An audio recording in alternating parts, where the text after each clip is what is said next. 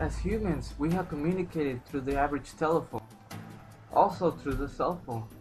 But people wanted more than to just communicate with the people around them. They wanted their voices to be heard all over the world. And how will we not call the social network experience? I'm Charlie, and I'll be your guide. Thanks to the internet, the social networks have broken the barriers of distance between people. The question that comes to mind is, what is a social network?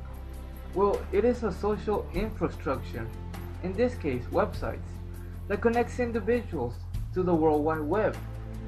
These social networks allow people to stay in contact with family, friends, lovers, and even new people you come in contact with.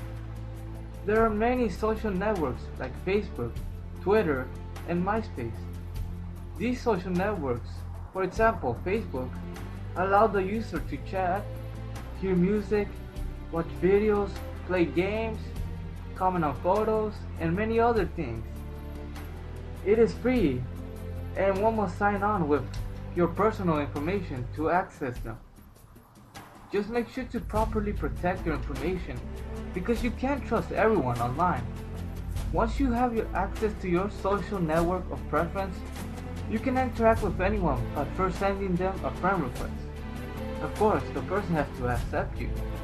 You can add as many people as you want and keep track of what everyone does. To know more about social networks, you should try them out for yourself and visit this website. Well, that is all for today. Thank you for watching.